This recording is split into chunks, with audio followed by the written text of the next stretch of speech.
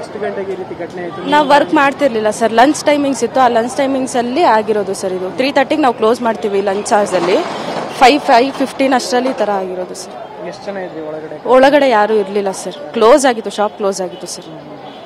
ಈಗ ಎಷ್ಟು ಒಂದು ಮೆಡಿಸಿನ್ ಹಾನಿ ಆಗಿದೆ ಸರ್? ಅದು ಇನ್ಚಾರ್ಜರಿಗೆ ಗೊತ್ತಿರುತ್ತೆ ಮತ್ತು ಓನರಿಗೆ ಗೊತ್ತಿರುತ್ತೆ ಸರ್. ನಾನು ಜಸ್ಟ್ ಕೆಲಸ ಮಾಡೋಲ್ಲ ಅಷ್ಟೇ.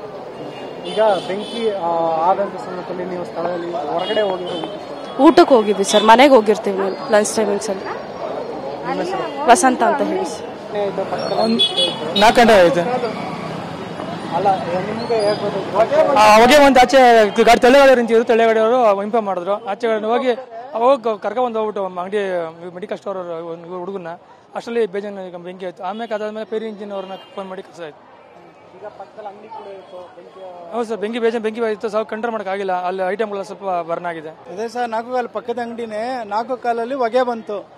ಪಾಪ ಅವರು ಊಟಕ್ಕೆ ಹೋಗಿ ಬಾಗಿಲು ಹಾಕಿರ್ತಾರೆ. ಅವ್ರು ಬರೋ ಅಷ್ಟರಲ್ಲಿ ಡೋರ್ ತೆಗಿಯೋಕ್ಕಾಗಲಿಲ್ಲ. ಅಷ್ಟರೊಳಗಡೆ ಆ ಪರ್ಫ್ಯೂಮ್ ಎಲ್ಲ ಇರ್ತಲ್ಲ, ತುಂಬ ಬಾಂಬ್ ಥರ ಇದಾಗ್ಬಿಟ್ಟು ಬರೋ ಅಷ್ಟರಲ್ಲಿ ತುಂಬ ಡ್ಯಾಮೇಜ್ ಆಗುತ್ತೆ. ಫೈರ್ ಇಂಜಿನ್ ಬರೋ ಅಷ್ಟರಲ್ಲಿ ಯಾರಿಗೂ ಏನೂ ಆಗಿಲ್ಲ, ಸ್ವಲ್ಪ ಲೇಟ್ ಆಗಿದ್ದಕ್ಕೆ ಬರ್ನ್ ಆಗಿದೆ ಅಷ್ಟೇ. ಬೇರೆ ಏನು ಜೀವಹಾನಿ ಏನಾಗಿಲ್ಲ. ಅವ್ರು ಇರಲಿಲ್ಲ, ಊಟಕ್ಕೆ ಹೋಗಿದ್ರು. ಅದರಿಂದ ಬರೋ ಅಷ್ಟರಲ್ಲಿ ಇಷ್ಟು ಅನಾಹುತ ಆಗಿದೆ. ಅಂದರೆ ನಮ್ಮ ಅದೃಷ್ಟ ಡೇನಲ್ಲಿ ಆಗಿದೆ. ನೈಟ್ ಆಗಿದ್ರೆ ತೊಂದರೆ ಆಗ್ತಾಯಿತ್ತು.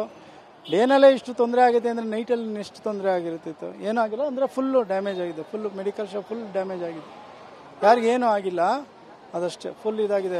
ಬೇಗ ಬಂದಿದ್ದಕ್ಕೆ ಆಯಿತು, ಇಲ್ಲ ಅಂದರೆ ತೊಂದರೆ ಆಗ್ತಾಯಿತ್ತು.